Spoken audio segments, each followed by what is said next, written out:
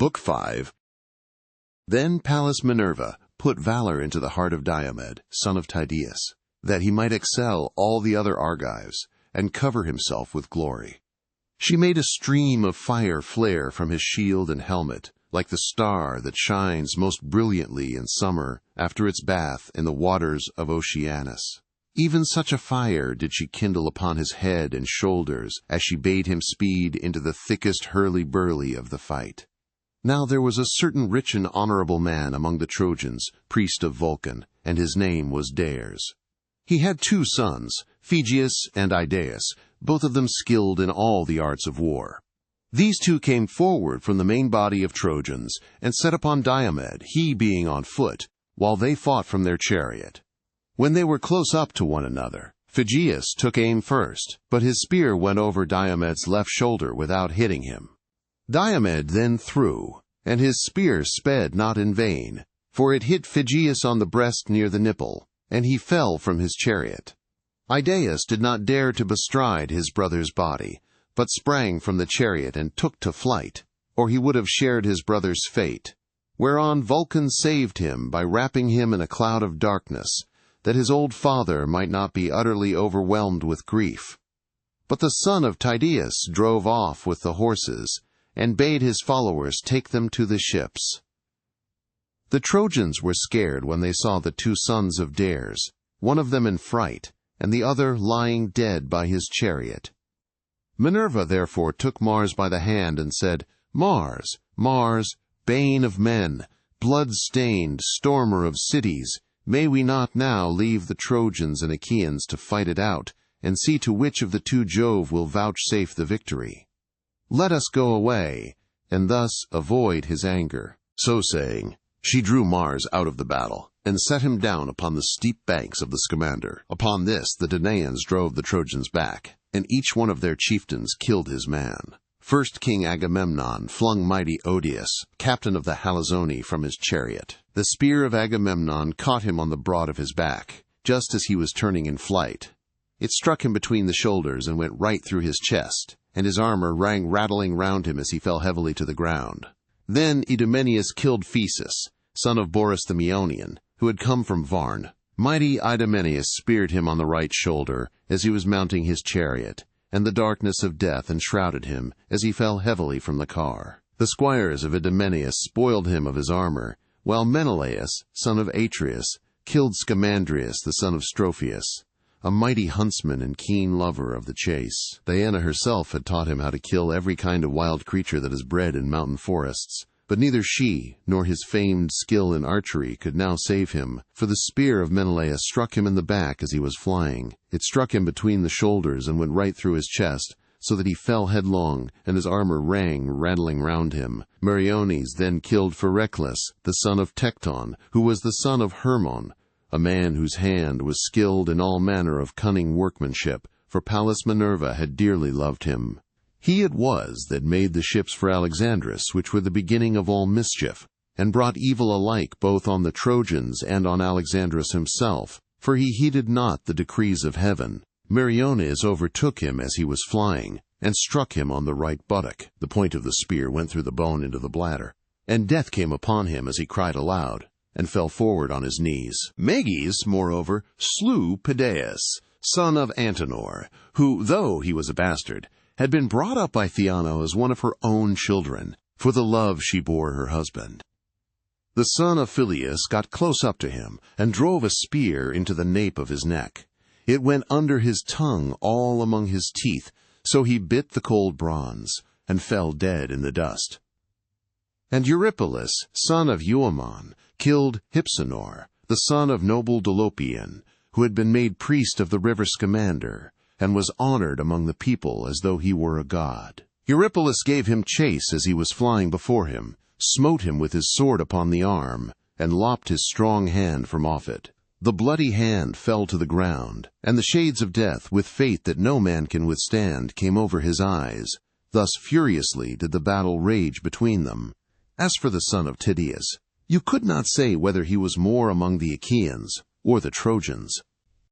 He rushed across the plain like a winter torrent that has burst its barrier in full flood, no dikes, No walls of fruitful vineyards can embank it when it is swollen with rain from heaven, but in a moment it comes tearing onward, and lays many a field waste that many a strong man hand has reclaimed. Even so were the dense phalanxes of the Trojans, driven in rout by the son of Tydeus, and many though they were, they dared not abide his onslaught. Now when the son of Lycaon saw him scouring the plain and driving the Trojans pell-mell before him, he aimed an arrow and hit the front part of his cuirass near the shoulder. The arrow went right through the metal and pierced the flesh, so that the cuirass was covered with blood. On this the son of Lycaon shouted in triumph, "Knights Trojans, come on! The bravest of the Achaeans is wounded, and he will not hold out much longer if King Apollo was indeed with me when I sped from Lycia hither." Thus did he vaunt. But his arrow had not killed Diomed, who withdrew and made for the chariot and horses of Sthenelus the son of Capaneus. "Dear son of Capaneus," said he, "come down from your chariot and draw the arrow out of my shoulder." Sthenelus sprang from his chariot and drew the arrow from the wound, whereon the blood came spouting out through the hole that had been made in his shirt. Then Diomed prayed, saying, "Hear me, daughter of aegis-bearing Jove, unweariable. If ever you loved my father well and stood by him in the thick of a fight, do the like now by me. Grant me to come within a spear's throw of that man and kill him. He has been too quick for me and has wounded me, and now he is boasting that I shall not see the light of the sun much longer." Thus he prayed, and Pallas Minerva heard him. She made his limbs supple and quickened his hands and his feet. Then she went up close to him and said, "Fear not, Diomed, to do battle with the Trojans, for I have set in your heart the spirit of your knightly father Tydeus. Moreover, I have withdrawn the veil from your eyes, that you know gods and men apart. If, then, any other god comes here and offers you battle, do not fight him. But should Jove's daughter Venus come, strike her with your spear and wound her." When she had said this, Minerva went away, and the son of Tydeus again took his place among the foremost fighters, 3 times more fierce even than he had been before. He was like a lion that some mountain shepherd has wounded but not killed, as he is springing over the wall of a sheep-yard to attack the sheep. The shepherd has roused the brute to fury but cannot defend his flock, so he takes shelter under cover of the buildings, while the sheep, panic-stricken on being deserted, are smothered in heaps one on top of the other, and the angry lion leaps out over the sheep-yard wall. Even thus did Diomed go furiously about among the Trojans. He killed Astinus, and shepherd of his people, the one with a thrust of his spear which struck him above the nipple, the other with a sword cut on the collarbone that severed his shoulder from his neck and back. He let both of them lie, and went in pursuit of Abas and Polyidus, sons of the old reader of dreams Eurydamas. They never came back for him to read them any more dreams, for mighty Diomed made an end of them. He then gave chase to Xanthus and Thun, the 2 sons of Phaenops, both of them very dear to him, for he was now worn out with age, and begat no more sons to inherit his possessions. But Diomed took both their lives and left their father sorrowing bitterly, for he never more saw them come home from battle alive, and his kinsmen divided his wealth among themselves. Then he came upon 2 sons of Priam, Echemon and Chromius, as they were both in one chariot. He sprang upon them, as a lion fastens on the neck of some cow or heifer when the herd is feeding in a coppice. For all their vain struggles he flung them both from their chariot, and stripped the armor from their bodies. Then he gave their horses to his comrades to take them back to the ships. When Aeneas saw him thus making havoc among the ranks, he went through the fight amid the rain of spears, to see if he could find Pandarus. When he had found the brave son of Lycaon, he said, "Pandarus, where is now your bow, your winged arrows, and your renown as an archer, in respect of which no man here can rival you, nor is there any in Lycia that can beat you? Lift then your hands to Jove, and send an arrow at this fellow who is going so masterfully about, and has done such deadly work among the Trojans. He has killed many a brave man, unless indeed he is some god who is angry with the Trojans about their sacrifices, and has set his hand against them in his displeasure." Then the son of Lycaon answered, "Aeneas, I take him for none other than the son of Tydeus. I know him by his shield, the visor of his helmet, and by his horses. It is possible that he may be a god, but if he is the man I say he is not making all this havoc without heaven's help, but has some god by his side, who is shrouded in a cloud of darkness, and who turned my arrow aside when it had hit him. I have taken aim at him already, and hit him on the right shoulder. My arrow went through the breastpiece of his cuirass, and I made sure I should send him hurrying to the world below, but it seems that I have not killed him. There must be a God who is angry with me. Moreover, I have neither horse nor chariot. In my father's stables there are 11 excellent chariots, fresh from the builder, quite new, with cloth spread over them, and by each of them there stand a pair of horses, champing barley and rye. My old father Lycaon urged me again and again when I was at home and on the point of starting, to take chariots and horses with me that I might lead the Trojans in battle, but I would not listen to him. It would have been much better if I had done so, but I was thinking about the horses, which had been used to eat their fill, and I was afraid that in such a great gathering of men they might be ill-fed. These, it seems, are of no use, for I have already hit 2 chieftains, the sons of Atreus and of Tydeus, and though I drew blood surely enough, I have only made them still more furious. I did ill to take my bow down from its peg on the day I led my band of Trojans to Iliad in Hector's service, and if ever I get home again to set eyes on my native place, my wife, and the greatness of my house, may someone cut my head off then and there, if I do not break the bow and set it on a hot fire, such pranks as it plays me. Aeneas answered, Say no more. Things will not mend till we 2 go against this man with chariot and horses, and bring him to a trial of arms. Mount my chariot, and note how cleverly the horses of Tros can speed hither and thither over the plain in pursuit or flight. If Jove again vouchsafes glory to the son of Tydeus, they will carry us safely back to the city. Take hold, then, of the whip and reins while I stand upon the car to fight, or else do you wait this man's onset while I look after the horses. Aeneas, replied the son of Lycaon, take the reins and drive. If we have to fly before the son of Tydeus, the horses will go better for their own driver. If they miss the sound of your voice when they expect it, they may be frightened, and refuse to take us out of the fight. The son of Tydeus will then kill both of us and take the horses. Therefore drive them yourself, and I will be ready for him with my spear. They then mounted the chariot, and drove full speed towards the son of Tydeus. Sthenelus, son of Capaneus, saw them coming, and said to Diomed, Diomed, son of Tydeus, man after my own heart, I see 2 heroes speeding towards you, both of them men of might, the one a skillful archer, Pandarus, son of Lycaon, the other Aeneas, whose sire is Anchises, while his mother is Venus. Mount the chariot and let us retreat. Do not, I pray you, press so furiously forward, or you may get killed. Diomed looked angrily at him and answered, Talk not of flight, for I shall not listen to you. I am of a race that knows neither flight nor fear, and my limbs are as yet unwearied. I am in no mind to mount, but will go against them even as I am. Pallas Minerva bids me be afraid of no man, and even though one of them escape, their steeds shall not take both back again. I say further, and lay my saying to your heart. If Minerva sees fit to vouchsafe me the glory of killing both, stay your horses here, and make the reins fast to the rim of the chariot.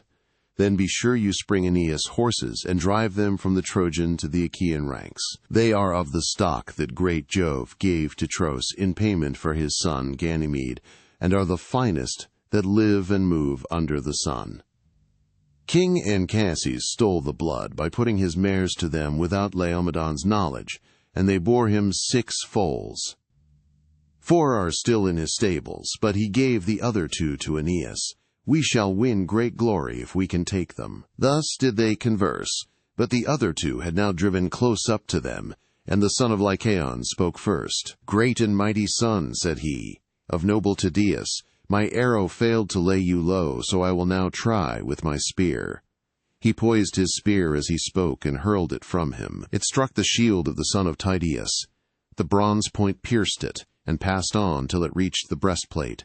Thereon the son of Lycaon shouted out and said, You are hit clean through the belly. You will not stand out for long, and the glory of the fight is mine. But Diomed, all undismayed, made answer, You have missed, not hit, and before you 2 see the end of this matter, one or other of you shall glut tough-shielded Mars with his blood. With this he hurled his spear, and Minerva guided it on to Pandarus's nose near the eye. It went crashing in among his white teeth, the bronze point cut through the root of his tongue, coming out under his chin, and his glistening armor rang rattling round him as he fell heavily to the ground. The horses started aside for fear, and he was reft of life and strength. Aeneas sprang from his chariot, armed with shield and spear.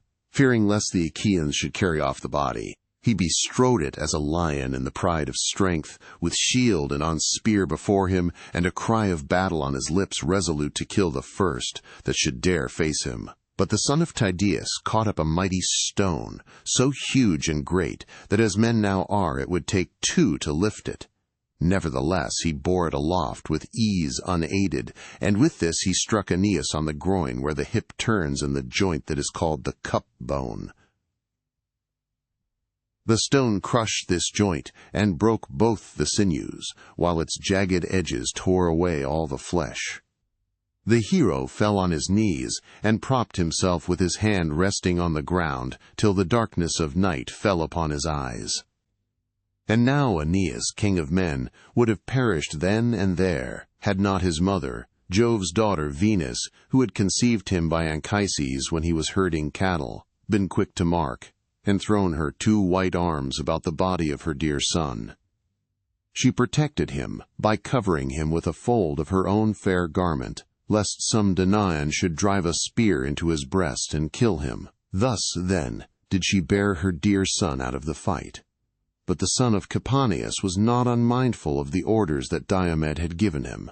He made his own horses fast, away from the hurly-burly, by binding the reins to the rim of the chariot. Then he sprang upon Aeneas's horses, and drove them from the Trojan to the Achaean ranks.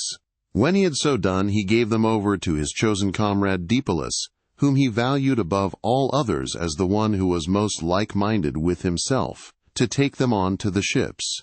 He then remounted his own chariot, seized the reins, and drove with all speed in search of the son of Tydeus. Now the son of Tydeus was in pursuit of the Cyprian goddess, spear in hand, for he knew her to be feeble, and not one of those goddesses that can lord it among men in battle, like Minerva or Enyo, the waster of cities.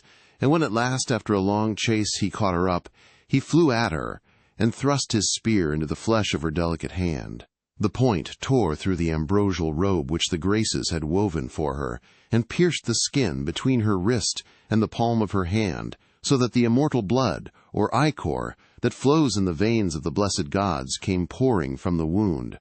For the gods do not eat bread nor drink wine, hence they have no blood such as ours, and are immortal.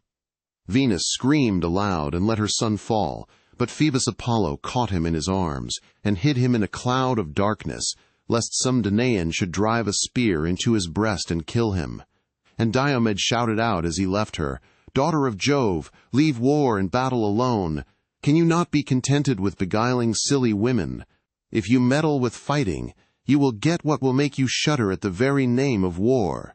The goddess went dazed and discomfited away, and Iris, fleet as the wind, drew her from the throng, in pain and with her fair skin all besmirched. She found fierce Mars waiting on the left of the battle, with his spear and his 2 fleet steeds resting on a cloud, whereon she fell on her knees before her brother and implored him to let her have his horses.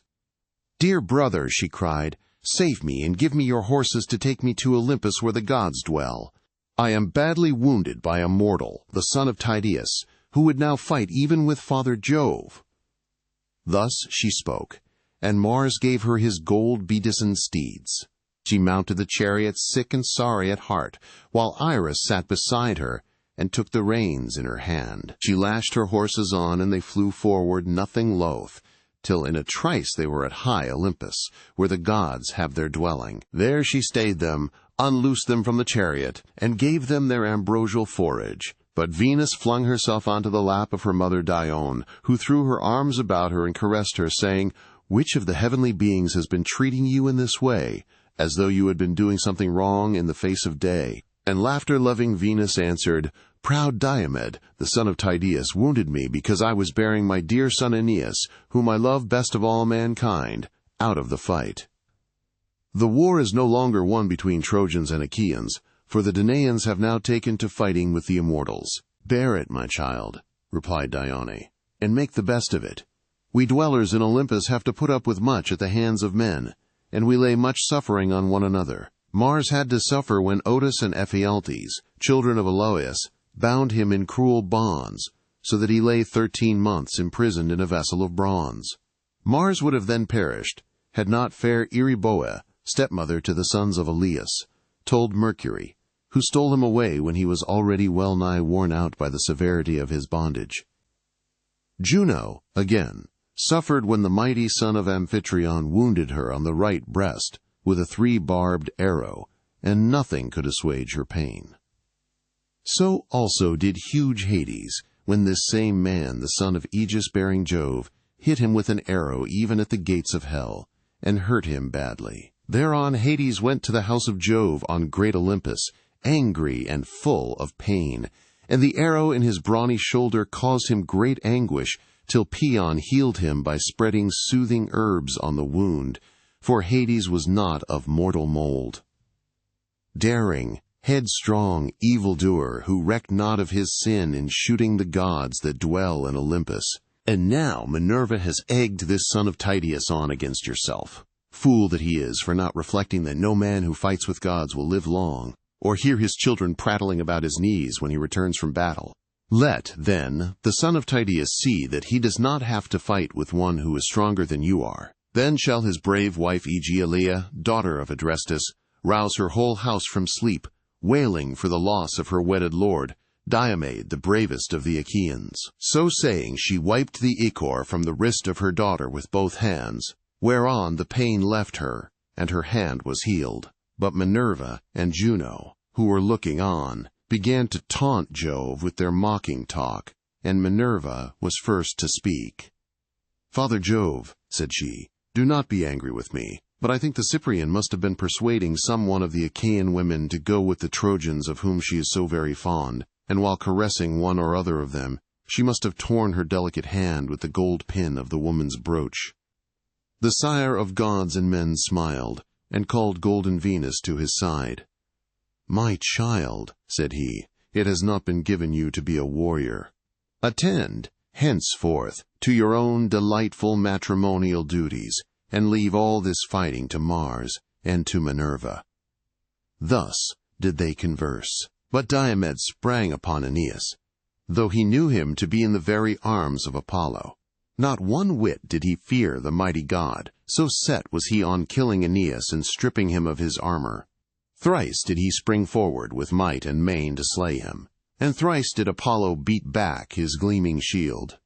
When he was coming on for the 4th time, as though he were a god, Apollo shouted to him with an awful voice and said, "Take heed, son of Tydeus, and draw off. Think not to match yourself against gods, for men that walk the earth cannot hold their own with the immortals." The son of Tydeus then gave way for a little space, to avoid the anger of the god, while Apollo took Aeneas out of the crowd and set him in sacred Pergamus, where his temple stood. There, within the mighty sanctuary, Latona and Diana healed him and made him glorious to behold, while Apollo of the silver bow fashioned a wraith in the likeness of Aeneas, and armed as he was. Round this, the Trojans and Achaeans hacked at the bucklers about one another's breasts, hewing each other's round shields and light hide-covered targets. Then Phoebus Apollo said to Mars, "Mars, Mars, bane of men, blood-stained stormer of cities, can you not go to this man, the son of Tydeus, who would now fight even with Father Jove, and draw him out of the battle?" He first went up to the Cyprian, and wounded her in the hand, near her wrist, and afterwards sprang upon me too, as though he were a god.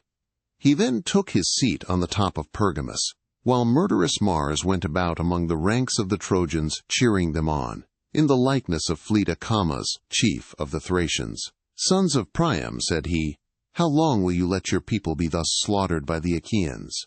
Would you wait till they are at the walls of Troy? Aeneas, the son of Anchises, has fallen, he whom we held in as high honor as Hector himself. Help me, then, to rescue our brave comrade from the stress of the fight." With these words he put heart and soul into them all. Then Sarpedon rebuked Hector very sternly. "Hector," said he, "where is your prowess now? You used to say that though you had neither people nor allies, you could hold the town alone with your brothers and brothers-in-law. I see not one of them here. They cower as hounds before a lion. It is we, your allies, who bear the brunt of the battle. I have come from afar, even from Lycia and the banks of the river Xanthus, where I have left my wife, my infant son, and much wealth to tempt whoever is needy. Nevertheless, I head my Lycian soldiers and stand my ground against any who would fight me, though I have nothing here for the Achaeans to plunder, while you look on, without even bidding your men stand firm in defense of their wives. See that you fall not into the hands of your foes as men caught in the meshes of a net, and they sack your fair city forthwith. Keep this before your mind night and day, and beseech the captains of your allies to hold on without flinching, and thus put away their reproaches from you." So spoke Sarpedon, and Hector smarted under his words.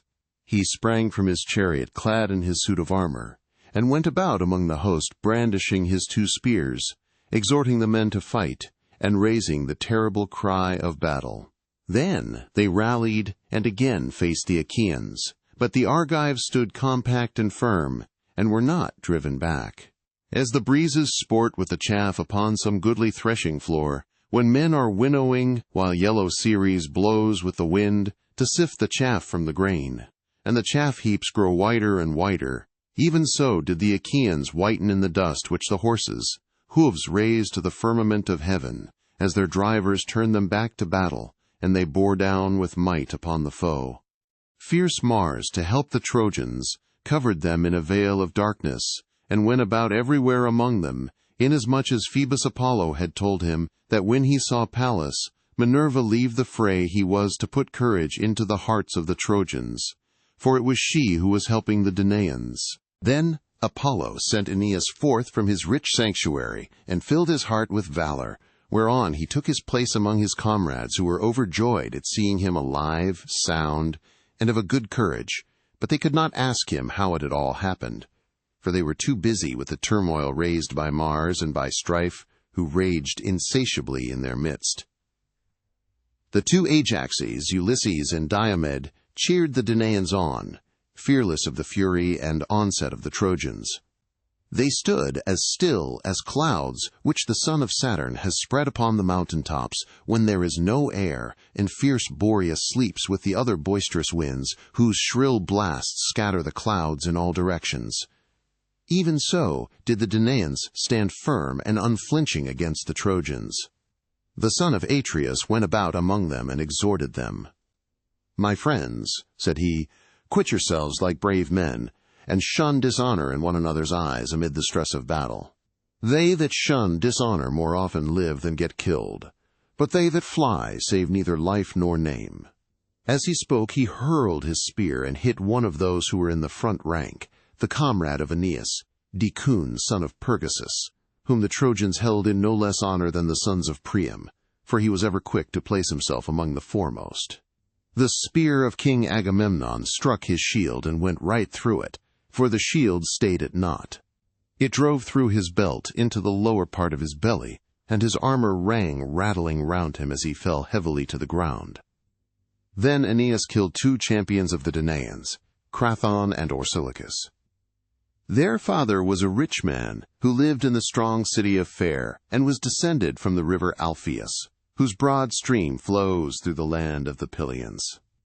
The river begat Orsilochus, who ruled over much people and was father to Diocles, who in his turn begat twin sons, Crathon and Orsilochus, well skilled in all the arts of war. These, when they grew up, went to Ilius with the Argive fleet in the cause of Menelaus and Agamemnon, sons of Atreus, and there they both of them fell, as 2 lions whom their dam has reared in the depths of some mountain forest to plunder homesteads and carry off sheep and cattle till they get killed by the hand of man. So were these 2 vanquished by Aeneas, and fell like high pine trees to the ground. Brave Menelaus pitied them in their fall, and made his way to the front, clad in gleaming bronze and brandishing his spear, for Mars egged him on to do so with intent that he should be killed by Aeneas. But Antilochus the son of Nestor saw him and sprang forward, fearing that the king might come to harm and thus bring all their labor to nothing. When, therefore, Aeneas and Menelaus were setting their hands and spears against one another, eager to do battle, Antilochus placed himself by the side of Menelaus. Aeneas, bold though he was, drew back on seeing the two heroes side by side in front of him. So they drew the bodies of Crethon and Orsilochus to the ranks of the Achaeans, and committed the two poor fellows into the hands of their comrades. They then turned back and fought in the front ranks. They killed Pylomenes, peer of Mars, leader of the Paphlagonian warriors.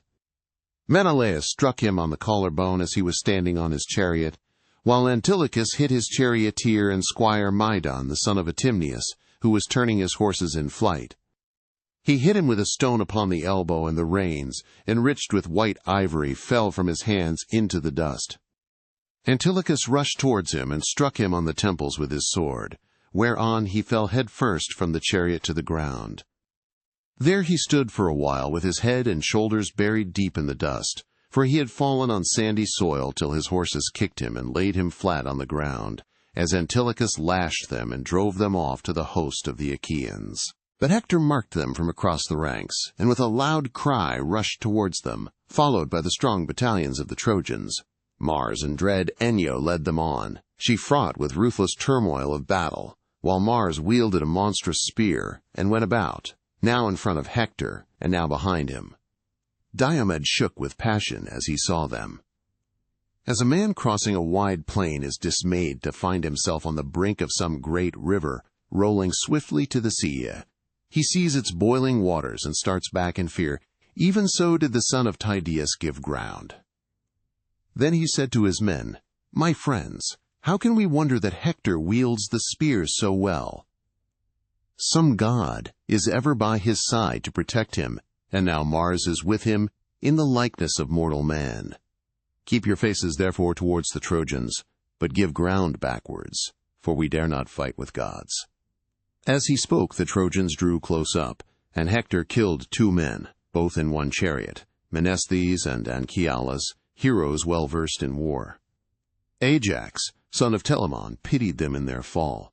He came close up and hurled his spear, hitting Amphius, the son of Selagus, a man of great wealth who lived in Pasus, and owned much corn-growing land, but his lot had led him to come to the aid of Priam and his sons.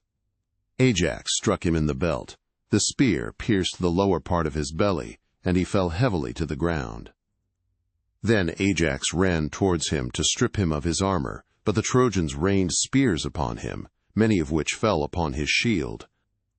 He planted his heel upon the body and drew out his spear, but the darts pressed so heavily upon him that he could not strip the goodly armor from his shoulders. The Trojan chieftains, moreover, many and valiant, came about him with their spears, so that he dared not stay. Great, brave, and valiant though he was, they drove him from them, and he was beaten back. Thus, then, did the battle rage between them. Presently the strong hand of fate impelled Tlepolemus, the son of Hercules, a man both brave and of great stature, to fight Sarpedon. So the two, son and grandson of great Jove, drew near to one another, and Tlepolemus spoke first.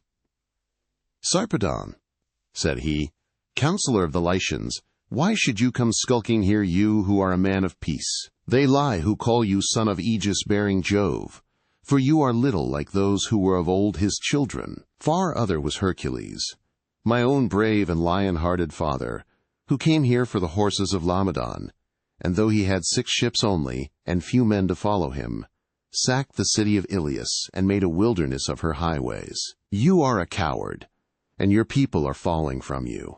For all your strength, and all your coming from Lycia, you will be no help to the Trojans, but will pass the gates of Hades, vanquished by my hand."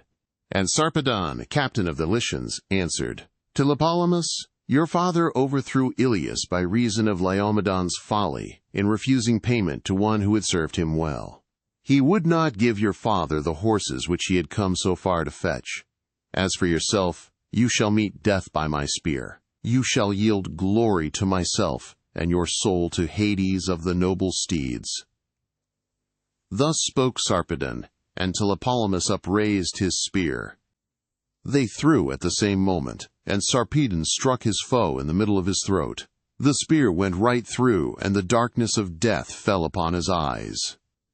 Tlepolemus's spear struck Sarpedon on the left thigh, with such force that it tore through the flesh and grazed the bone, but his father as yet warded off destruction from him. His comrades bore Sarpedon out of the fight, in great pain by the weight of the spear that was dragging from his wound.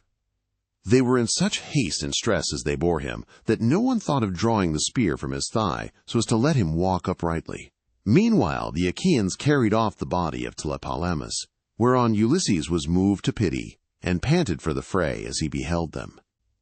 He doubted whether to pursue the son of Jove, or to make slaughter of the Lycian rank and file. It was not decreed, however, that he should slay the son of Jove. Minerva, therefore, turned him against the main body of the Lycians. He killed Coeranus, Alastor, Chromius, Alcandrus, Halius, Noemon, and Prytanis, and would have slain yet more, had not great Hector marked him, and sped to the front of the fight clad in his suit of mail, filling the Danaans with terror. Sarpedon was glad when he saw him coming, and besought him, saying, "Son of Priam, let me not he here to fall into the hands of the Danaans. Help me, and since I may not return home to gladden the hearts of my wife and of my infant son, let me die within the walls of your city." Hector made him no answer, but rushed onward to fall at once upon the Achaeans in Palamame, kill many among them. His comrades then bore Sarpedon away, and laid him beneath Jove's spreading oak tree. Pelagon, his friend and comrade, drew the spear out of his thigh, but Sarpedon fainted, and a mist came over his eyes. Presently he came to himself again, for the breath of the north wind as it played upon him gave him new life, and brought him out of the deep swoon into which he had fallen. Meanwhile the Argives were neither driven towards their ships by Mars and Hector, nor yet did they attack them.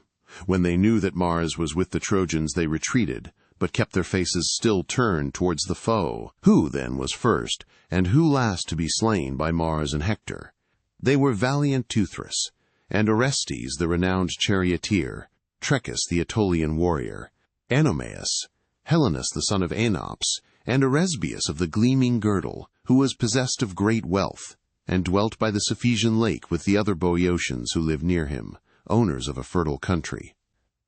Now when the goddess Juno saw the Argives thus falling, she said to Minerva, "Alas, daughter of Aegis-bearing Jove, unweariable, the promise we made Menelaus that he should not return till he had sacked the city of Ilias will be of none effect if we let Mars rage thus furiously. Let us go into the fray at once." Minerva did not gainsay her. Thereon the august goddess, daughter of great Saturn, began to harness her gold-bedizened steeds. Hebe with all speed fitted on the 8-spoked wheels of bronze that were on either side of the iron axle-tree. The felloes of the wheels were of gold, imperishable, and over these there was a tire of bronze, wondrous to behold. The naves of the wheels were silver, turning round the axle upon either side. The car itself was made with plated bands of gold and silver, and it had a double top rail running all round it. From the body of the car there went a pole of silver, onto the end of which she bound the golden yoke with the bands of gold that were to go under the necks of the horses.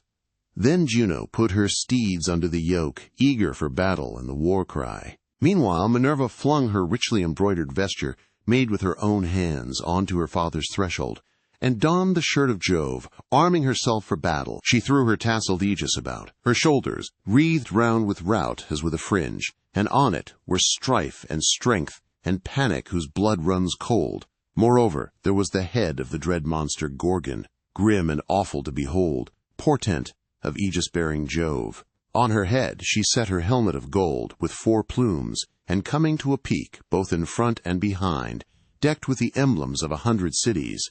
Then she stepped into her flaming chariot, and grasped the spear, so stout and sturdy and strong, with which she quells the ranks of heroes who have displeased her. Juno lashed the horses on, and the gates of heaven bellowed as they flew open of their own accord, gates over which the flowers preside, in whose hands are heaven and Olympus, either to open the dense cloud that hides them, or to close it. Through these the goddesses drove their obedient steeds, and found the son of Saturn sitting all alone on the topmost ridges of Olympus. There Juno stayed her horses and spoke to Jove, the son of Saturn, lord of all. "Father Jove," said she, "are you not angry with Mars for these high doings? How great and goodly a host of the Achaeans he has destroyed to my great grief, and without either right or reason, while the Cyprian and Apollo are enjoying it all at their ease, and setting this unrighteous madman on to do further mischief. I hope, Father Jove, that you will not be angry if I hit Mars hard, and chase him out of the battle." And Jove answered, "Set Minerva on to him, for she punishes him more often than anyone else does." Juno did as he had said. She lashed her horses, and they flew forward, nothing loath, midway betwixt earth and sky, as far as a man can see when he looks out upon the sea from some high beacon. So far can the loud neighing horses of the gods spring at a single bound. When they reached Troy and the place where its two flowing streams, Simois and Scamander, meet, there Juno stayed them, and took them from the chariot. She hid them in a thick cloud, and Simois made ambrosia spring up for them to eat. The two goddesses then went on, flying like turtle-doves in their eagerness to help the Argives. When they came to the part where the bravest and most in number were gathered about mighty Diomed, fighting like lions or wild boars of great strength and endurance, there Juno stood still, and raised a shout like that of brazen-voiced Stentor, whose cry was as loud as that of 50 men together. "Argives," she cried, "shame on cowardly creatures, brave in semblance only. As long as Achilles was fighting, his spear was so deadly that the Trojans dared not show themselves outside the Dardanian gates. But now they sally far from the city, and fight even at your ships." With these words she put heart and soul into them all, while Minerva sprang to the side of the son of Tydeus, whom she found near his chariot and horses, cooling the wound that Pandarus had given him. For the sweat caused by the hand that bore the weight of his shield irritated the hurt. His arm was weary with pain, and he was lifting up the strap to wipe away the blood. The goddess laid her hand on the yoke of his horses and said, "The son of Tydeus is not such another as his father." Tydeus was a little man, but he could fight, and rushed madly into the fray even when I told him not to do so. When he went all unattended as envoy to the city of Thebes among the Cadmeans, I bade him feast in their houses, and be at peace. But with that high spirit, which was ever present with him, he challenged the youth of the Cadmeans, and at once beat them in all that he attempted. So mightily did I help him. I stand by you, too, to protect you, and I bid you be instant in fighting the Trojans. But either you are tired out, or you are afraid and out of heart. And in that case, I say that you are no true son of Tydeus, the son of Aeneas." Diomed answered, "I know you, goddess, daughter of aegis-bearing Jove, and will hide nothing from you. I am not afraid, nor out of heart, nor is there any slackness in me.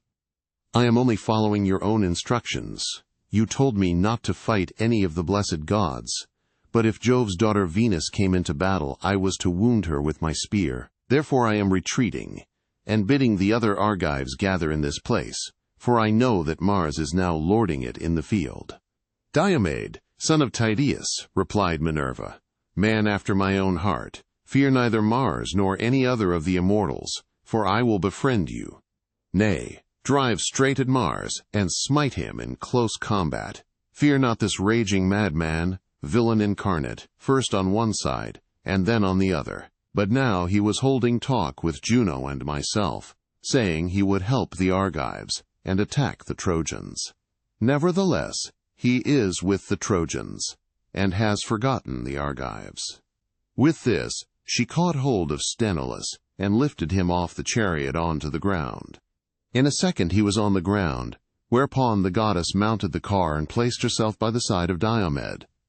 The oaken axle groaned aloud under the burden of the awful goddess and the hero. Pallas Minerva took the whip and reins, and drove straight at Mars. He was in the act of stripping huge Periphas, son of Ochesius, and bravest of the Aetolians. Bloody Mars was stripping him of his armor, and Minerva donned the helmet of Hades, that he might not see her. When, therefore, he saw Diomed, he made straight for him, and let Periphas lie where he had fallen. As soon as they were at close quarters, he let fly with his bronze spear over the reins and yoke, thinking to take Diomed's life. But Minerva caught the spear in her hand and made it fly harmlessly over the chariot. Diomed then threw, and Pallas Minerva drove the spear into the pit of Mars's stomach, where his undergirdle went round him. There Diomed wounded him, tearing his fair flesh, and then drawing his spear out again. Mars roared as loudly as 9,000 or 10,000 men in the thick of a fight, and the Achaeans and Trojans were struck with panic. So terrible was the cry he raised.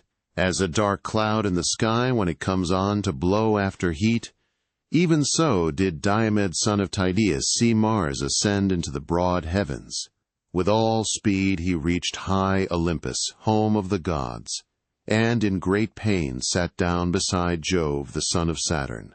He showed Jove the immortal blood that was flowing from his wound, and spoke piteously, saying, "Father Jove, are you not angered by such doings? We gods are continually suffering in the most cruel manner at one another's hands, while helping mortals, and we all owe you a grudge for having begotten that mad termagant of a daughter, who is always committing outrage of some kind.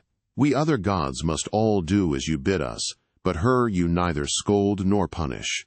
You encourage her because the pestilent creature is your daughter. See how she has been inciting proud Diomed to vent his rage on the immortal gods. First he went up to the Cyprian and wounded her in the hand near her wrist, and then he sprang upon me too, as though he were a god.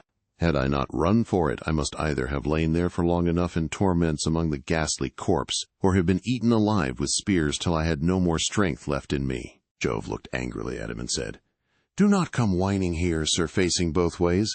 I hate you worst of all the gods in Olympus, for you are ever fighting and making mischief. You have the intolerable and stubborn spirit of your mother Juno. It is all I can do to manage her, and it is her doing that you are now in this plight. Still, I cannot let you remain longer in such great pain. You are my own offspring, and it was by me that your mother conceived you. If, however, you had been the son of any other god, you are so destructive that by this time you should have been lying lower than the Titans." He then bade Paeon heal him, whereon Paeon spread pain-killing herbs upon his wound and cured him, for he was not of mortal mold. As the juice of the fig tree curdles milk, and thickens it in a moment though it is liquid, even so instantly did Paeon cure fierce Mars. Then Hebe washed him, and clothed him in goodly raiment, and he took his seat by his father Jove, all glorious to behold. But Juno of Argos and Minerva of Alalcomene, now that they had put a stop to the murderous doings of Mars, went back again to the house of Jove.